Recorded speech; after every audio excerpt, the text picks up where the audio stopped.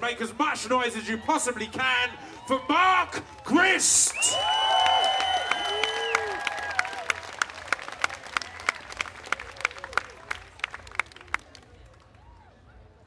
Hello. Hello. Hello, how you doing? Oh God, I'm so pleased to be here for like a number of reasons. Did anyone see Far Side this afternoon? Fucking amazing. I'm really pleased to be here as well because I got to see Outcast yesterday. But the main reason I'm really pleased to be here is that I live in Peterborough, right? And I get out for a bit. Yeah, does anyone here ever been to Peterborough? Okay, if you had to sum Peterborough up in like one word. Yeah, shite's the first one I get. I get shite, I get passport, and I get concrete. That's what I get told. Right, basically, I think most people go to Peterborough to either like change train, to go somewhere else, to get a passport, to get some fish. Really? Shit, there's a whole other world in Peterborough I don't know anything about. I know nothing about the illegal fish trade. I'll have to get involved in it. Oh, the other reason is just to die a little bit inside. I think like I moved to Peterborough 8 years ago to start my first ever job as a secondary school English teacher, and the first thing I saw as I left the train station was 3 teenage boys who were standing in a circle outside, kicking a cardboard box between them that they'd set on fire.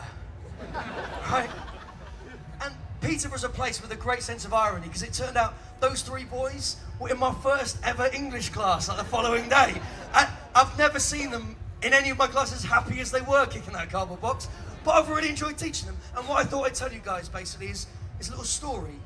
It's a true story about the weirdest thing that ever happened to me in my life. But basically, I realised quite quickly, moving to Peterborough, nothing goes on, right? It's called a cultural cold spot in the UK, which means basically nothing fucking happens ever. And that's why those boys were kicking that cardboard box. So in the evenings, my mates and I, we start reading poems in pubs to people that don't want them. And I do this again and again and again, and I manage to keep my teeth until eventually I reach local fame, right? I'm made the poet laureate of Peterborough, all right? Yeah, the poet laureate of Peterborough. And it's a bit shit, right? I go to all these posh events with the mayor and stuff, like the annual sausage supper, like in August. That's the biggest event we have. No fish event, yeah. But that's what I go and do.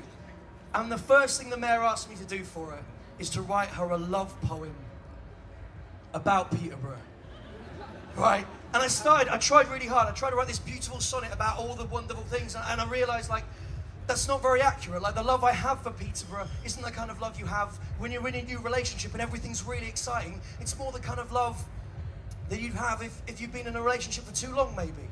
But you've got a mortgage now. So this is what I wrote for her, all right? If you don't know Peterborough, it'll tell you a little bit about my city. It goes like this. Come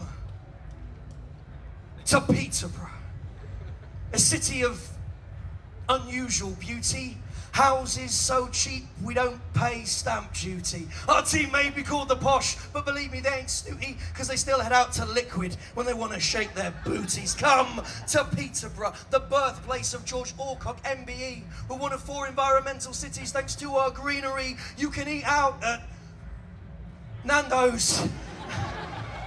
Yes. Or taking a play at the Key and enjoy the slightly sexist writing in a copy of our ESP. Come to Peterborough for romantic nights at the dog track. All walks in Southey Wood. We don't have a university, though we know we probably should. The connecting trains to London are really pretty good, although our multicoloured bin system is poorly understood. Come to Peterborough. See Longthorpe Tower protected by law. Why have one local radio station when you can have 4? The regional college doesn't offer A-levels anymore, and even IKEA distribution centre, but no fucking store. Come to Peterborough. Let the Evening Telegraph's reporting fill you with apprehension. Revel in the barbs of our racial tension. Our vibrant range of pound shops, they do deserve a mention. The shopping centre ain't big enough, but we're building an extension. Come to Peterborough.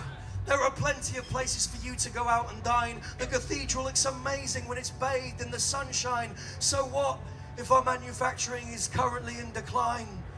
Come to Peterborough. Please. It ain't always a pretty city, but it's mine. Cool, thank you very much. Cheers.